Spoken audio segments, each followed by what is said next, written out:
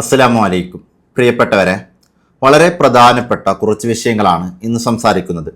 പ്രധാനമായും വിശുദ്ധമായ ബറാഅത്ത് ദിനവുമായി ബന്ധപ്പെട്ടുള്ള കാര്യങ്ങളാണ് സംസാരിക്കുന്നത്. അതായത് നമ്മൾ സംസാരിക്കുന്ന ഈ വർഷം എപ്പോഴാണ് ബറാഅത്ത് കടന്നു വരിക? ഒന്നാമത്തെ വിഷയം അതാണ് പറയുന്നത്. രണ്ടാമത്തത്, ഈ ബറാഅത്ത് രാവിൽ നമ്മൾ പ്രധാനമായും ചൊല്ലേണ്ട ദിക്റുകൾ എന്തൊക്കെയാണ്? ഏത് രാവാണ്, അതായത് ഈ വരുന്ന ദിവസങ്ങളിൽ ഏത് രാവ്, ഏത് സമയം മുതൽ ഏത് സമയം വരെയാണ് നമ്മൾ പ്രത്യേകം ശ്രദ്ധിക്കേണ്ടത് തുടങ്ങിയ വിഷയങ്ങൾ പറയാം. ഒപ്പം ബറാഅത്ത് നോമ്പിനെ പറ്റി സംസാരിക്കാം. നോമ്പ് ഖളാ ഉള്ളവർ എന്താണ് ചെയ്യേണ്ടത്? ഈ ബറാഅത്ത് നോമ്പിനിക്ക് എങ്ങനെയാണ് നിയ്യത്ത് വെക്കേണ്ടത്? നോമ്പ് ഖളാ ഇല്ലാത്തവരെങ്ങനെയാണ് നിയ്യത്ത് വെക്കേണ്ടത്? നിയ്യത്ത് മറന്നാലുള്ള പരിഹാരങ്ങൾ എന്തൊക്കെയാണ്? തുടങ്ങിയ വിഷയങ്ങൾ ഇന്നത്തെ വീഡിയോയിൽ തന്നെ സംസാരിക്കാം. മാത്രമല്ല, ഈ വിശുദ്ധമായ ബറാഅത്ത് രാവിലെ നമ്മൾ 3 യാസീൻ ഓതും. അങ്ങനെ 3 യാസീൻ ഓതേണ്ട സമയം എപ്പോഴാണ്? മറ്റു സൂറത്തുകൾ ഏതൊക്കെയാണ് നമ്മൾ ഓതേണ്ടത്? ആ ഓരോ യാസീൻ ഓതുന്ന സമയത്ത് നമ്മൾ എന്താണ് കരുതേണ്ടത്? തുടങ്ങിയ എല്ലാ വിഷയങ്ങളും ഇന്നത്തെ വീഡിയോയിൽ തന്നെ ഏറ്റവും ലളിതമായ രൂപത്തിൽ എല്ലാവർക്കും മനസ്സിലാകുന്ന രൂപത്തിൽ ഞാൻ വിശദീകരിച്ച് തരാം. കൃത്യമായി ശ്രദ്ധിച്ച് കേട്ടിരുന്നാൽ മാത്രം മതി. നിങ്ങൾ കണ്ടതിന് ശേഷം മാക്സിമം ആളുകളിലേക്ക് ഈ വീഡിയോ ഷെയർ ചെയ്ത് കൊടുക്കുക. കാരണം ഈ ഒറ്റ വീഡിയോയിൽ തന്നെ ഏകദേശം എല്ലാ കാര്യങ്ങളും വിശദീകരിക്കാൻ ഞാൻ ആഗ്രഹിക്കുന്നുണ്ട്. ഒരു ലളിതമായ ചോദ്യം കൂടി ഞാൻ ഈ വീഡിയോയിൽ ചോദിക്കും. അതിനുള്ള ഉത്തരം താഴെയുള്ള കമൻറ്റ് ബോക്സിൽ രേഖപ്പെടുത്തുക. അങ്ങനെ കമൻറ്റ് ബോക്സിൽ രേഖപ്പെടുത്തി അങ്ങനെ തിരഞ്ഞെടുക്കപ്പെടുന്നവർക്ക് പ്രത്യേകമായ അനുമോദനവും അതുപോലെ സമ്മാനമൊക്കെ ലഭിക്കുന്നതാണ്. മാത്രമല്ല, നിങ്ങൾ കമൻറ്റ് ചെയ്യുമ്പോൾ ചാനൽ സബ്സ്ക്രൈബ് ചെയ്ത് തന്നെ കമൻറ്റ് ചെയ്യണം. കാരണം സബ്സ്ക്രൈബ് ചെയ്തവരുടെ കൂട്ടത്തിൽ നിന്നാണ് അങ്ങനെയുള്ളവരെ വിജയികളായിട്ട് തിരഞ്ഞെടുക്കുക.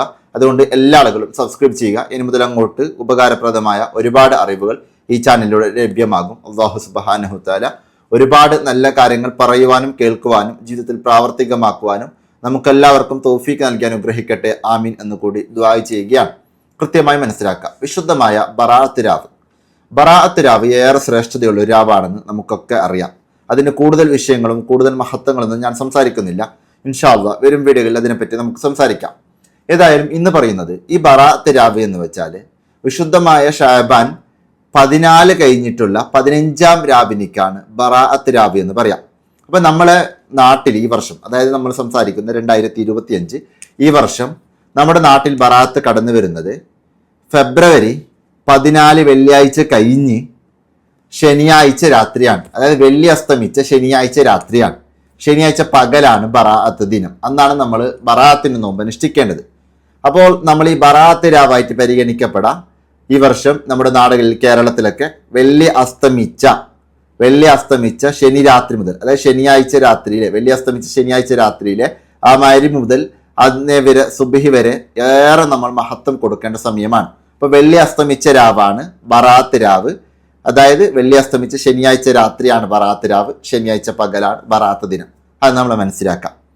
ഇനി രണ്ടാമത്, ഈ ബറാഅത്ത് ദിനം ഏറെ പ്രാധാന്യങ്ങളുണ്ട്. പ്രധാനമായും നമുക്കറിയാം, നമ്മൾ അന്ന് 3 യാസീൻ ഓതും.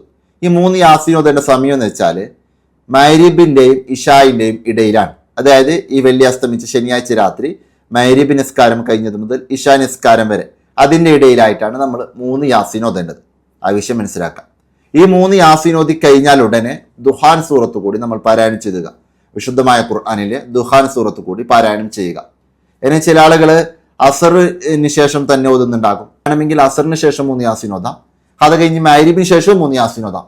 പറ്റുന്ന ആളുകൾ അങ്ങനെയും ഓതാം, പ്രശ്നമൊന്നുമില്ല. അങ്ങനെ 2 പ്രാവശ്യം 3 യാസീൻ ഓതുന്നത് കൊണ്ട് ഏതായാലും മഗ്‌രിബിന്റെയും ഇശാന്റെ ഇടയിൽ ഓതാം. ഇനി അസറിന് ഓതുന്ന ആൾക്ക് അങ്ങനെ ഓതാം. ഇനി അസറിന് ഓതി കഴിഞ്ഞ് വീണ്ടും നമുക്ക് മഗ്‌രിബിന്റെയും ഇശാന്റെ ഇടയിൽ ഓതാം. ആ വിഷയം കൂടി മനസ്സിലാക്കാം. അപ്പോൾ ഏതായാലും മഗ്‌രിബിന്റെയും ഇശാന്റെയും ഇടയിൽ നമ്മൾ 3 യാസീൻ ഓതാം. അങ്ങനെ ഓതുന്നവർക്ക് അസറിന് ശേഷവും 3 യാസീൻ ഓതാം എന്നുള്ളതാണ് ഞാൻ ഈ പറഞ്ഞതിൻ്റെ താല്പര്യം. അപ്പോൾ നമ്മൾ ഒരു പ്രാവശ്യമെങ്കിലും 3 യാസീൻ ഓതാൻ കൃത്യമായി ശ്രദ്ധിക്കണം. അപ്പോൾ ഈ മഗ്‌രിബിന്റെയും ഇശാന്റെയും ഇടയിൽ നമ്മൾ 3 യാസീൻ ഓതുമ്പോൾ ഒന്നാമത്തെ യാസീൻ കൊണ്ട് നമ്മൾ പ്രത്യേകം കരുതേണ്ടത്, അതായത് 3 പ്രധാനപ്പെട്ട ഉദ്ദേശങ്ങൾ കരുതിയിട്ടാണ് 3 യാസീൻ ഓതേണ്ടത്. അപ്പോൾ ഒന്നാമത്തെ യാസീന് നമ്മൾ പ്രധാനമായും കരുതേണ്ടത് മഗ്‌രിബ് നിസ്കാരം കഴിഞ്ഞിട്ടാണ് നമ്മൾ ഓതേണ്ടത്.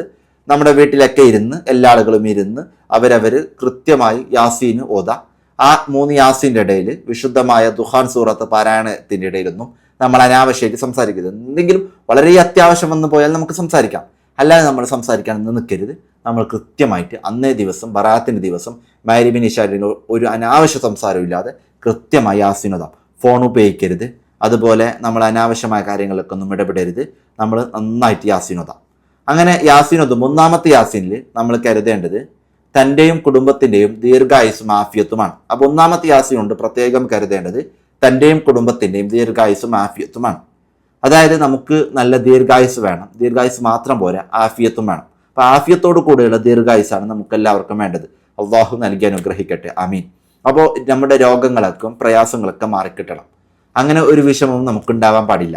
അപ്പൊ ഇതൊക്കെ കരുതിയിട്ട് നമ്മൾ ഒന്നാമത്തെ യാസീൻ ഓതാം. ഒന്നാമത്തെ യാസീൻ ഓതുമ്പോൾ നമ്മൾ കരുതേണ്ടത് തന്റെയും കുടുംബത്തിന്റെയും ദീർഘായുസും ആഫിയത്തുമാണ്. അത് കൃത്യമായി മനസ്സിലാക്കാം.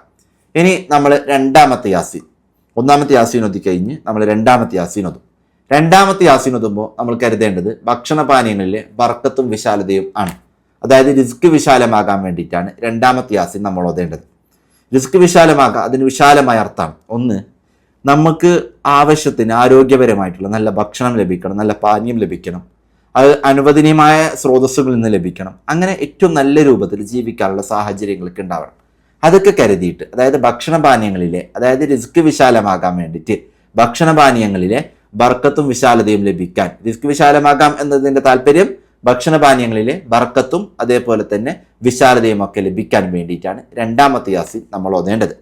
കൃത്യമായി മനസ്സിലാക്കണം. ഒന്നാമത്തെ യാസീന് തന്റെയും കുടുംബത്തിന്റെയും ദീർഘായുസ്സും ആഫിയത്തും, രണ്ടാമത്തെ യാസീന് തനിക്കും കുടുംബത്തിനും ഭക്ഷണപാനീയങ്ങളിലെ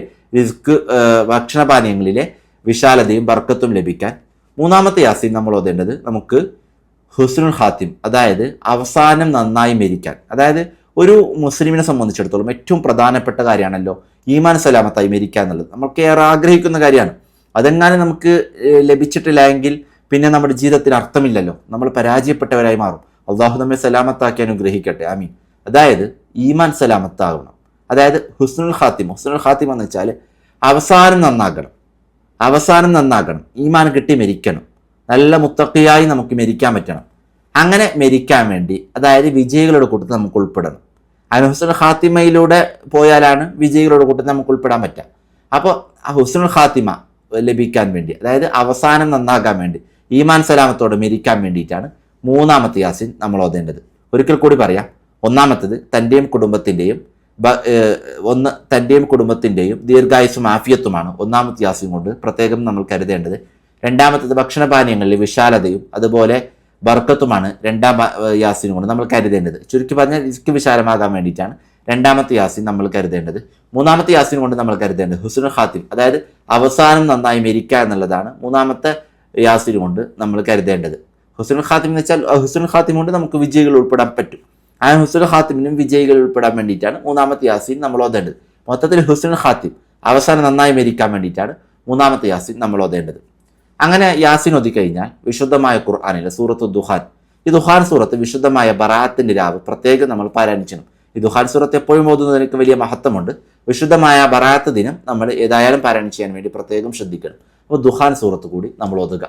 അപ്പോൾ 3 യാസീനുകൾ ഓതുന്നത്, ഓരോ യാസീനും കൊണ്ട് നമ്മൾ പ്രത്യേകം കരുതേണ്ടത് വിശുദ്ധമായ ഖുർആനിലെ ദുഹാൻ സൂറത്ത് ഓതുന്നതിൻ്റെത്. ഈ 2 വിഷയങ്ങളാണ് നമ്മൾ ഇന്ന് സംസാരിച്ചത്. അപ്പോൾ ദുഹാൻ സൂറത്ത് യാസീനിക്ക് ശേഷം നമ്മൾ ഓതുക.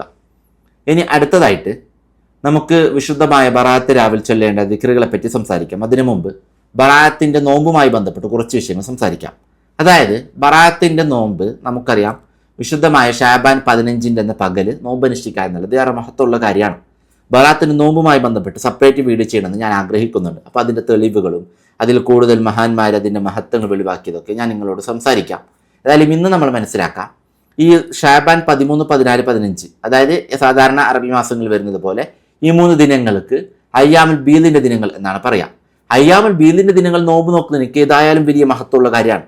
ഇത് ഈ 15 നോമ്പ് നോക്കുക എന്നുള്ളത് അയ്യാമുൽ ബീദിന്റെ ദിവസം ആയതുകൊണ്ട് അത് ഷാബാനിൽ മാത്രമല്ല, റജബിലാണെങ്കിലും അതേപോലെ തന്നെ മറ്റേത് മാസത്തിലാണെങ്കിലും, മുഹറത്തിലാണെങ്കിലും, റബീഉൽ അവ്വലാണെങ്കിലും, റബീഉൽ ആഖിറിലാണെങ്കിലും, ഏത് മാസത്തിലാണെങ്കിലും വിശുദ്ധമായ 15ാമത്തെ ദിവസം, അതായത് അയ്യാമുൽ ബീദിന്റെ ദിവസം എന്നുള്ളത് നോമ്പ് നോക്കാൻ ഏറെ ശ്രേഷ്ഠതയുള്ള ദിവസമാണ്. എന്നാൽ ഷാബാൻ മാസത്തിലേക്ക് വരുമ്പോൾ ഈ 15ാമത്തെ ദിവസം എന്നുള്ളത് അത് ബറാഅത്തിന്റെ ദിനം കൂടിയാണ്. അപ്പോൾ ബറാഅത്തിന്റെ ദിനം കൂടി പ്രത്യേകം നോമ്പ് അനുഷ്ഠിക്കുക എന്നുള്ളത് സുന്നത്താണെന്ന് മഹത്തുക്കൾ നമ്മോട് പഠിപ്പിച്ചിട്ടുണ്ട്. അപ്പോൾ നമ്മൾ മനസ്സിലാക്കേണ്ടത് ഫിഖ്ഹിന്റെ അതിൻ്റെ കിതാബുകളും അതിൻ്റെ ഇബാറത്തുകളും ഏതൊക്കെ കിതാബുകളാണുള്ളത്, അതിൻ്റെ വിശാലമായ മഹത്വമൊക്കെ വരും വീഡിയോയിൽ നോമ്പുമായി ബന്ധപ്പെട്ട് സെപ്പറേറ്റ് ഞാൻ വീഡിയോ ചെയ്യും. അപ്പോൾ ഞാൻ നിങ്ങൾ കൃത്യമായി സംസാരിക്കാം. ഇപ്പോൾ നമ്മൾ മനസ്സിലാക്കേണ്ടത് 15 ഏതായാലും അയ്യാമുൽ ബീദിന്റെ നോമ്പ് സുന്നത്താണ്. വിശുദ്ധമായ ഷാബാൻ മാസം 15-ാം ദിവസം എന്നുള്ളത് ബറാത്ത് ദിനമാണ്. അന്ന് ഈ ബറാത്തിന് നോമ്പ് കൂടി സുന്നത്താണ്. അപ്പോൾ നമുക്ക് ഈ 2 നോമ്പിനും കിട്ടുന്ന പോലെ നിയത്ത് വെച്ചിട്ട് നോമ്പ് അനുഷ്ഠിക്കാവുന്നതാണ്. അതായത് നാളത്തെ അയ്യാമുൽ ബീദിന്റെയും ബറാഅത്തിന്റെയും സുന്നത്ത് നോമ്പ് അള്ളാഹു താലാക്ക് വേണ്ടി നോറ്റിവിടുവാൻ ഞാൻ കരുതി എന്ന രൂപത്തിൽ നിയത്ത് വെച്ചിട്ട് നമുക്ക് നോമ്പ് അനുഷ്ഠിക്കാം, മനസ്സിലാക്കാം. ഇനി നോമ്പ് ഖളാ ഉള്ളവർ ശ്രദ്ധിക്കേണ്ട ഒരു വിഷയം എന്ന് വെച്ചാൽ, നമുക്ക് അടുത്ത റമദാൻ കടന്നു വരാനായി. അപ്പോൾ നമുക്കിനി എത്രയാണോ നോമ്പ് ഖളാ ഉള്ളത് അത്ര മാക്സിമം ഖളാ വീട്ടി തീർക്കാം. നോമ്പ് ഖളാ ഉള്ളവർക്ക് ഷാബാൻ 15-ന് ശേഷം ഖളാ വീട്ടാൻ പറ്റുമോ എന്ന് പല ആളുകൾക്ക് സംശയം ഉണ്ടാകാറുണ്ട്. ഖളാ ഉള്ളവർക്ക് 15-ന് ശേഷം ഖളാ വീട്ടാം. ഖളാ ഉള്ളവർക്ക് 15-ന് ശേഷം നോമ്പ് ഖളാ വീട്ടാവുന്നതാണ്. അപ്പോൾ നമ്മൾ മനസ്സിലാക്കേണ്ടത് കൃത്യമായി ശ്രദ്ധിക്കുക. നോമ്പ് ഖളാ ഉള്ളവർ ഏതായാലും ഖളാ വീട്ടാനുള്ള ശ്രമം നടത്തണം. അങ്ങനെ ഖളാ വീട്ടുന്നതോടൊപ്പം ഈ സുന്നത്തായ നോമ്പ് കൂടി അനുഷ്ഠിക്കാം. അങ്ങനെ സുന്നത്തായ നോമ്പ് കൂടി അനുഷ്ഠിച്ചാൽ രണ്ടിനെയും പ്രതിഫലം ലഭിക്കുമെന്നുള്ളതാണ്. അതായത് നോമ്പ് ഖളാ വിടുകയും ചെയ്യും, സുന്നത്തിന്റെ പ്രതിഫലം നമുക്ക് ലഭിക്കുകയും ചെയ്യും. ആ നോമ്പ് ഖളാ ഉള്ളവർ എങ്ങനെയാണ് നിയത്ത് വെക്കേണ്ടത്? റമദാൻ മാസം ഖളാ ആയ ഫറലാക്കപ്പെട്ട നോമ്പ് നാളെ അയ്യാമുൽ ബീദിന്റെയും ബറാഅത്തിന്റെയും സുന്നത്ത് നോമ്പോട് കൂടെ അല്ലാഹു തആലക്ക് വേണ്ടി നോറ്റിവിടുവാൻ ഞാൻ കരുതി എന്ന രൂപത്തിൽ നിയത്ത് വെച്ചിട്ട് നോമ്പ് അനുഷ്ഠിക്കാവുന്നതാണ്. ഇവിടെ നമ്മൾ മനസ്സിലാക്കേണ്ടത് വിശുദ്ധമായ സുന്നത്തായ നോമ്പ് അനുഷ്ഠിക്കുന്ന ഒരാളെ ആ സുന്നത്തായ നോമ്പ് അനുഷ്ഠിക്കേണ്ട ആ ദിവസം യഥാർത്ഥത്തിൽ നോമ്പ് ഖളാ വീട്ടുന്നു. അങ്ങനെ നോമ്പ് ഖളാ വീട്ടുന്നതോടൊപ്പം ഈ സുന്നത്തായ നോമ്പിനെ കൂടി കരുതുന്നു. അങ്ങനെയാണ് ഇവൻ ഈ നിയത്തിലൂടെ ചെയ്യുന്നത്. അതായത് റമദാൻ മാസം ഖളാ ആയ ഫറലാക്കപ്പെട്ട നോമ്പ് നാളെ അയ്യാമുൽ ബീദിന്റെയും ബറാഅത്തിന്റെയും സുന്നത്ത് നോമ്പോട് കൂടെ അല്ലാഹു തആലക്ക് വേണ്ടി നോറ്റിവിടുവാൻ ഞാൻ കരുതി എന്ന രൂപത്തിൽ നിയത്ത് വെച്ചിട്ട് നോമ്പ് അനുഷ്ഠിച്ചാൽ അവന്റെ ഫർദായ നോമ്പ് ഖളാ വിടുകയും ചെയ്യും, ഒപ്പം സുന്നത്തിന്റെ പ്രതിഫലം അവനിക്ക് ലഭിക്കുകയും ചെയ്യും എന്നുള്ളതാണ്. ആ 3 നോമ്പ് ഖളാ ഉള്ളവർക്ക് ഒരു നോമ്പ് ബറാഅത്തിന്റെ നോക്കി മറ്റു 2 നോമ്പുകൾ മറ്റു 2 ദിവസങ്ങളിലായിട്ട് നോക്കാം ഇൻഷാ അല്ലാഹ്. ഉദാഹരണം പറഞ്ഞതാണ്. അങ്ങനെ എത്ര നോമ്പാണോ നമുക്ക് ഖളാ ഉള്ളത് ആ നോമ്പുകൾ എത്രയും പെട്ടെന്ന് ഖളാ വീട്ടി തീർക്കാനുള്ള ശ്രമം നടത്താം. അപ്പോൾ നോമ്പ് ഖളാ വീട്ടുന്നതുമായി ബന്ധപ്പെട്ട വിഷയം സംസാരിച്ചു. ഇനി അത്തായം കഴിക്കുക എന്നുള്ള നോമ്പിന്റെ പ്രധാനപ്പെട്ട സുന്നത്താണ്. അത്തായം കഴിക്കാൻ പറ്റുന്നവർക്ക് അത്തായം കഴിച്ച് തന്നെ നോമ്പ് അനുഷ്ഠിക്കണം. ഇനി അത്തായം കഴിച്ചിട്ടില്ലെങ്കിലും വിട്ടുപോയാലും നോമ്പ് നോക്കാൻ പറ്റും. നിർബന്ധമുള്ള കാര്യമല്ല അത്തായം കഴിക്കുക എന്നുള്ളത്. അത്തായം എന്ന് വെച്ചാൽ രാവിലെ നമ്മൾ സുബഹിക്ക് ഒരല്പം മുമ്പായിട്ട് കഴിക്കുമല്ലോ, അതാണ് ഉദ്ദേശിച്ചത്. ഓക്കെ, സുബഹി ബാങ്കിന് അല്പം മുമ്പായിട്ട് നമ്മൾ കഴിക്കാം. അത് ആ സമയത്ത് ഭക്ഷണം കഴിക്കുക എന്നുള്ളത് വലിയ മഹത്വമുള്ള കാര്യമാണ് നോമ്പ് അനുഷ്ഠിക്കുന്ന ആൾക്ക്. അങ്ങനെ കഴിക്കാതെയും നോമ്പ് അനുഷ്ഠിച്ചാലും ശരിയാവുന്നതാണ്, ശ്രദ്ധിക്കാം. അതായത് ചില ആളുകളൊക്കെ സംശയം ചോദിക്കാറുണ്ട് കമന്റിലൊക്കെ, അത്തായം കഴിക്കാൻ വിട്ടുപോയി നോമ്പ് നോക്കാൻ പറ്റുമോ എന്നുള്ളതൊക്കെ. അതുകൊണ്ടാണ് ഈ വിഷയം പ്രത്യേകം പറഞ്ഞത്. ഇനി ഒരാൾ സുബഹിന്റെ സമയത്ത്, അതായത് സുബഹിന്റെ എന്ന് വെച്ചാൽ സുബഹിക്ക് മുമ്പായിട്ടുള്ള സമയത്ത്, സുബഹി ബാങ്ക് കൊടുത്തിട്ടില്ല, സുബഹിക്ക് മുമ്പായിട്ടുള്ള സമയത്ത്, അത് അത്തായ സമയത്തായിക്കോട്ടെ രാത്രി ഉറങ്ങാൻ കിടക്കുന്ന സമയത്തായിക്കോട്ടെ എപ്പോഴും ആയിക്കോട്ടെ, അതിന് സുബഹി ബാങ്കിന് മുമ്പായിട്ട് ഒരാൾ നിയത്ത് വെക്കുമ്പോൾ ആ നോമ്പ് അനുഷ്ഠിക്കുമ്പോൾ അതിനൊക്കെ നിയത്ത് കരുതുമല്ലോ. ആ നിയത്തിൽ നാളെ എന്ന് തന്നെയാണ് നമ്മൾ കരുതേണ്ടത്. അതായത് നിയത്തിൽ നാളെ എന്ന് തന്നെയാണ് കരുതേണ്ടത്. സുബഹി ബാങ്ക് കൊടുക്കുന്നതിന് മുമ്പ് എപ്പോൾ നമ്മൾ നിയത്ത് വെക്കുകയാണെങ്കിലും, അതിന് അത്തായ സമയത്ത് നിയത്ത് വെക്കുകയാണെങ്കിലും രാത്രി കിടന്നുറങ്ങുന്നതിന് മുമ്പ് നിയത്ത് വെക്കുകയാണെങ്കിലും എപ്പോൾ നിയത്ത് വെക്കുകയാണെങ്കിലും നിയത്തിൽ നാളെ എന്ന് തന്നെയാണ് കരുതേണ്ടത്. ഇനിയൊരു വിഷയം, അത് സുബഹിക്ക് മുമ്പ് നമ്മൾ നിയത്ത് വെക്കുമ്പോഴാണ്. ഫറലായ നോമ്പുകളുടെ നിയത്ത് ഷാഫി മദ്ഹബ് പ്രകാരം സുബഹിക്ക് മുമ്പ് തന്നെ സംഭവിക്കണം.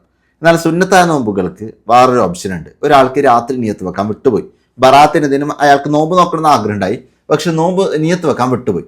അങ്ങനെയുള്ള വ്യക്തിക്ക് പകൽ സമയത്ത് ഉച്ചയ്ക്ക് മുമ്പായിട്ട് നിയത്ത് വെച്ചാലും ശരിയാകും. സുബഹിക്ക് ശേഷം നോമ്പ് മുറിയുന്ന കാര്യങ്ങൾ തൊട്ട് സൂക്ഷിക്കണം. പകൽ സമയത്ത് ഉച്ചയ്ക്ക് മുമ്പായിട്ട് നിയത്ത് വെച്ചാലും ശരിയാവുന്നതാണ്, ശ്രദ്ധിക്കുക. അപ്പോൾ രാവിലെ ഒരാൾ നിയത്ത് വെക്കാണ്, രാവിലെ ഒരു 8 മണി സമയത്ത് അല്ലെങ്കിൽ 7 മണി സമയത്തൊക്കെ നിയത്ത് വെക്കാണ്. ഇന്നത്തെ അയ്യാമുൽ ബീദിന്റെയും ബറാഅത്തിന്റെയും സുന്നത്ത് നോമ്പ് അല്ലാഹു തആലക്ക് വേണ്ടി നോറ്റിയിടുവാൻ ഞാൻ കരുതി എന്ന രൂപത്തിൽ നിയത്ത് വെച്ചിട്ട് അവനിക്ക് നോമ്പ് അനുഷ്ഠിക്കാവുന്നതാണ്. ആ വിഷയം പ്രത്യേകം ശ്രദ്ധിക്കാം. അപ്പോൾ നിയത്തുമായി ബന്ധപ്പെട്ട വിഷയമായി, നോമ്പുമായി ബന്ധപ്പെട്ട വളരെ പ്രധാനപ്പെട്ട കുറച്ച് വിഷയങ്ങളാണ് ഇപ്പോൾ പറഞ്ഞത്. ഇനി ഞാൻ നിങ്ങളോട് പറയുന്നത്, ഈ വിശുദ്ധമായ ബറാഅത്തിന്റെ രാവ് നമ്മൾ നല്ലപോലെ ദിക്റുകളും നേരത്തെ പറഞ്ഞ പോലെ നമുക്ക് യാസീനോത്തും അതുപോലെ തന്നെ ദുഹാൻ സൂറത്ത് പാരായണവും ഒക്കെ വേണം. ഒപ്പം നമ്മൾ ദിക്റുകളും സലാത്തുകളൊക്കെ നമുക്ക് പറ്റുന്ന രൂപത്തിൽ അധികരിപ്പിക്കുക. ഇസ്തിഗ്ഫാർ നന്നായിട്ട് അധികരിപ്പിക്കുക. അള്ളാഹുവിനോട് ആത്മാർത്ഥമായിട്ട് പൊറുക്കലിന് ചോദിക്കുക. സലാത്തുകൾ എത്ര പറ്റുന്ന അത്ര സലാത്തുകൾ അധികരിപ്പിക്കുക. മാക്സിമം നല്ല കാര്യങ്ങൾ തന്നെ ചെയ്യുക. അനാവശ്യമായ എല്ലാ സംസാരങ്ങളിൽ നിന്നും പ്രവർത്തനങ്ങൾക്ക് മാറി നിൽക്കുക. ഇത് നമ്മൾ നേരത്തെ പ്രിപ്പയർ ചെയ്ത് വെക്കുക. ബറാത്ത് ദിനാണ് കടന്നു വരുന്നത്.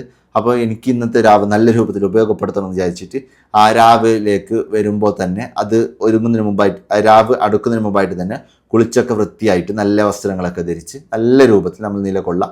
വീട്ടിലേക്ക് അത്യാവശ്യം നല്ല ഭക്ഷണങ്ങൾ തന്നെ പറ്റുന്ന പോലെ ഉണ്ടാക്കാനുള്ള ശ്രമം നടത്താം. അല്ലാഹു വലിയ തൗഫീഖ് നൽകി അനുഗ്രഹിക്കട്ടെ, ആമീൻ. ഇനി ബറാത്തിന്റെ രാവ് ഒരുപാട് ദിക്റുകൾ ചെല്ലണം. അതിനെപ്പറ്റിയൊക്കെ നമുക്ക് നെക്സ്റ്റ് വീഡിയോകളിൽ സംസാരിക്കാം. ഇന്ന് ഞാൻ നിങ്ങളോട് പറയുന്നത് യാ ഹയ്യു യാ ഖയ്യൂം ബിറഹ്മതിക അസ്തഗീസു യാ ഹയ്യു യാ ഖയ്യൂം ബിറഹ്മതിക അസ്തഗീസു. യാ ഹയ്യു യാ ഖയ്യൂം ബിറഹ്മതിക അസ്തഗീസു. ഏതാണ് ദിക്ർ? യാ ഹയ്യു യാ ഖയ്യൂം ബിറഹ്മതിക അസ്തഗീസു. ഈ ദിക്ർ നമ്മളൊരു 100 പ്രാവശ്യം ചെല്ലാം ഇൻഷാ അല്ലാഹ്. അള്ളാഹു തൗഫീഖ് നൽകി അനുഗ്രഹിക്കട്ടെ. ആമീൻ. അള്ളാഹു എല്ലാവരുടെ ജീവിതത്തിൽ വലിയ സന്തോഷവും റാഹത്തും നൽകി അനുഗ്രഹിക്കട്ടെ. ആമീൻ. ഏതായാലും ഇന്നത്തെ വീഡിയോ എല്ലാ ആളുകൾക്കും ഉപകാരപ്പെട്ടു എന്നാണ് ഞാൻ വിചാരിക്കുന്നത്. മാക്സിമം ഷെയർ ചെയ്ത് കൊടുക്കാനുള്ള ശ്രമം നടത്താം. വളരെ സിമ്പിളായിട്ടൊരു ചോദ്യം ചോദിച്ചോട്ടെ. അതായത് വിശുദ്ധമായ ബറാഅത്ത് ദിനം യാസിൻ സൂറത്ത് പ്രത്യേകമായി ഓതുന്നതും അത് ഓരോ 3 യാസിൻ ഓതുന്നതും ഓരോ സമയത്ത് നമ്മൾ കരുതേണ്ടതുമൊക്കെ പ്രത്യേകമായി ഞാൻ നിങ്ങൾക്ക് പറഞ്ഞു തന്നു. എൻ്റെ ചോദ്യം ഇതാണ്: വിശുദ്ധമായ ബറാഅത്ത് ദിനം യാസീന് ശേഷം വേറൊരു സൂറത്ത് പ്രത്യേകമായി ഓതണമെന്ന് സംസാരിച്ചു. ബറാഅത്തിൻ്റെ അന്ന് രാത്രി പ്രത്യേകമായി ഓതേണ്ട സൂറത്ത് ഇതാണ്. യാസീൻ അല്ലാത്തൊരു സൂറത്തിനെ പറ്റി സംസാരിച്ചു. ഒരു പ്രാവശ്യം നമ്മൾ ഓതേണ്ട സൂറത്ത് യാസീന് കഴിഞ്ഞാൽ അതേത് സൂറത്താണ് എന്നുള്ളതാണ് ഈ ചോദ്യം. ആ സൂറത്ത് താഴെ കമൻറ്റ് ബോക്സിൽ നിങ്ങൾ ടൈപ്പ് ചെയ്ത് വിടുക ഇൻഷാ അല്ലാഹ്. അതിൽ നിന്ന് വിജയിക്കുന്ന വ്യക്തിക്ക് പ്രത്യേകമായ അനുമോദനവും അതുപോലെ തന്നെ അവർക്ക് പ്രത്യേകമായ സമ്മാനമൊക്കെ ഉണ്ടാകും. അങ്ങനെ ആരാണ് വിജയം എന്നറിയാൻ താഴെ കമൻറ്റ് ബോക്സിലും ഡിസ്ക്രിപ്ഷൻ ബോക്സിലൊക്കെ ഞാൻ വാട്സപ്പ് ഗ്രൂപ്പിൽ ലിങ്കുകൾ കൊടുത്തിട്ടുണ്ട്. പറ്റുന്ന ആളുകൾ അങ്ങനെ ജോയിൻ ചെയ്യുക. അല്ലെങ്കിൽ സബ്സ്ക്രൈബ് ചെയ്ത് നിങ്ങൾ ഇരുന്നാൽ കമ്മ്യൂണിറ്റി ടാബിലൂടെ ഞാൻ പോസ്റ്റ് ചെയ്യും. ആ പോസ്റ്റ് സമയത്ത് നിങ്ങൾക്ക് കാണാൻ സാധിക്കും. ഏതായാലും അല്ലാഹു സുബ്ഹാനഹു തആല അവൻ പൊരുത്തപ്പെട്ടവരുടെ കൂട്ടത്തിൽ നമ്മെല്ലാവരെയും ഉൾപ്പെടുത്തി അനുഗ്രഹിക്കട്ടെ. ആമീൻ എന്ന് മാത്രം ദുആ ചെയ്തുകൊണ്ട് ഇന്ന് ഞാൻ എല്ലാവരോടും ദുആ വസിയത്തോടെ അവസാനിപ്പിക്കുന്നു. അസ്സലാമു അലൈക്കും.